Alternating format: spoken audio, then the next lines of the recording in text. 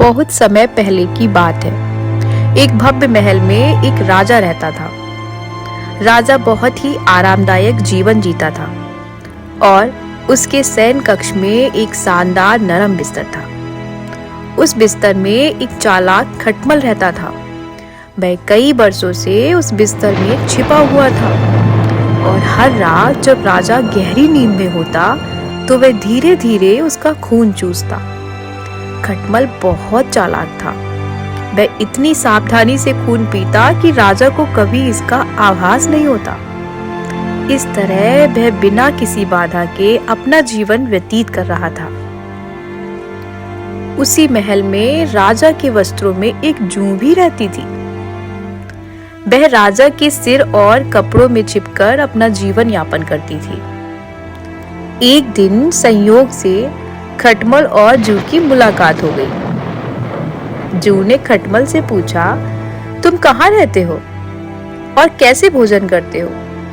खटमल गर्व से जवाब दिया, मैं राजा के बिस्तर में रहता हूँ और हर रात जब राजा गहरी नींद में होता है तब मैं धीरे धीरे उसका मीठा खून चूसता हूँ। जू यह सुनकर बहुत प्रभावित हुई और उसे भी लालच आ गया।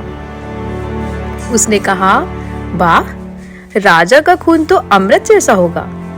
मैं भी तुम्हारे साथ यह स्वादिष्ट भोजन करना चाहती हूँ। खटमल ने थोड़ी गंभीरता से कहा, देखो बहन, राजा बहुत ही सतर्क व्यक्ति है। यदि वह नींद में कोई भी असुविधा महसूस करता है तो तुरंत अपने सेवकों को आदेश दे देगा और हमें इसका बुरा परिणाम भुगतना पड़ेगा। इसलिए मैं बहुत सावधानी से राजा का खून चूसता हूँ ताकि उसे बिल्कुल भी पता न चले। अगर तुम भी मेरे साथ भोजन करना चाहती हो तो तुम्हें भी धैर्य और समझदारी रखनी होगी। जू ने उत्साह में वादा किया कि वह धैर्य रखेगी और बहुत धीरे धीरे राजा का खून पिएगी ताकि उसे कोई तकलीफ ना हो। रात हुई और राजा अपने बिस्तर पर सोने चला गया। खटमल ने जू से कहा, थोड़ा इंतजार करो। जब राजा गहरी नींद में सो जाएगा तभी हम खून चूसेंगे। लेकिन जू बहुत अधीर थी। वह राजा का खून पीने के लिए इतनी लालायित थी कि उसने खटमल की बात नहीं मानी और तुरंत राजा को जोर से काट लिया। जू के तेज दांतों की वजह से राजा को तुरंत तेज चुभन महसूस हुई और वह अचानक उठ बैठा। राजा ने अपने सेवकों को बुलाकर कहा, मुझे लगता है कि मेरे बिस्तर में कोई कीड़ा या जंतु है जो मुझे काट रहा है। इसे तुरंत खोजो और मार डालो। राजा के आदेश पर सेवकों ने तुरंत उसका बिस्तर खंगालना शुरू किया। उन्होंने चादरें झाड़नी शुरू की और हर जगह ध्यान से देखने लगे। कुछ ही देर में उन्हें जू मिल गई जो राजा के तकिए के पास छिपी हुई थी।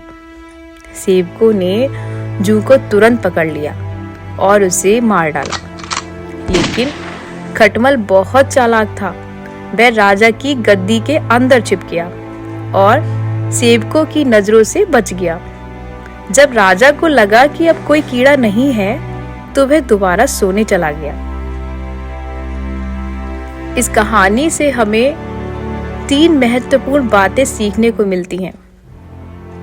जल्दबाजी और अधीरता नुकसानदायक होती है।